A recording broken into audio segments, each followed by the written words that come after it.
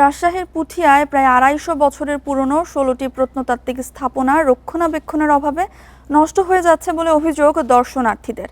ফলে প্রতিদিন দেশ বিদেশের শত শত পর্যটক সেখানে বেড়াতে গিয়ে হতাশ হচ্ছেন। আর হারিয়ে যেতে বসেছে ঐতিহাস খ্যাত বিরল নিদর্শনসমূহ। অবশ্য কর্তৃপক্ষ বলছে পুরাকীর্তি রক্ষায় নেওয়া হচ্ছে বিশেষ প্রকল্প। পুঠিয়া উপজেলা সদরেই বিশাল মাঠের শেষ প্রান্তে ইন্দো ইউরোপিয়ান স্থাপত্য শৈলীতে নির্মিত বহুতল এ ভবনটি পুঠিয়া রাজবাড়ি।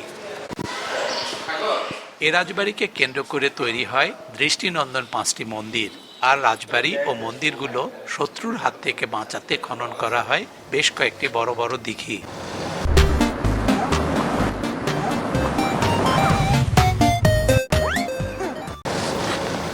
এখানে রামায়ণ ও মহাভারতের কাহিনী বর্ণনায় পোড়ামাটির ফলকে ঢাকা দোল মঞ্চ, পঞ্চরত্ন গোবিন্দ মন্দির, দক্ষিণমুখী শিব মন্দির, গোপাল মন্দির আর বড়-আহ্নিক মন্দিরের দৃষ্টিনন্দন কারুকাজ দেখতে দেশ বিদেশের নানা প্রান্ত থেকে আসেন শত শত পর্যটক, কিন্তু তারা হচ্ছেন হতাশ।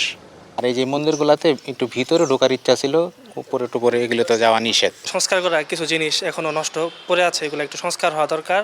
আর আশেপাশে যদি ভালো রেস্টুরেন্ট হয়, মানুষের কর্মসংস্থান হবে এবং যারা দর্শনার্থী আসবে তাদের জন্য একটু রিল্যাক্সের জায়গা হবে। এখানে প্রতি বছর প্রতিদিন প্রচুর দর্শনার্থী আসে, বিদেশি দর্শনার্থী প্রচুর আসে। তবে ঐতিহাসিক এসব স্থাপনা রক্ষায় উদ্যোগ নেওয়া হচ্ছে বলে জানান প্রত্নতত্ত্ব অধিদপ্তরের কর্মকর্তারা।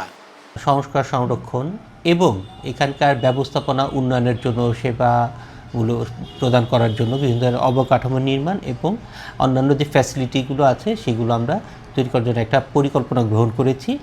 গবেষকরা বলছেন দেশের অনেক জায়গায় বিভিন্ন ধরনের প্রত্নতাত্ত্বিক নিদর্শন থাকলেও একসঙ্গে 16টি স্থাপনা আর কোথাও নেই। মাটিতে লবণাক্ততা বৃদ্ধি আর জলবায়ু পরিবর্তনের কারণে এসব বিরল নিদর্শন নষ্ট হচ্ছে বলে জানিয়েছেন তারা। Hasibur Rahman, independent news, Puthia, Rajshahi.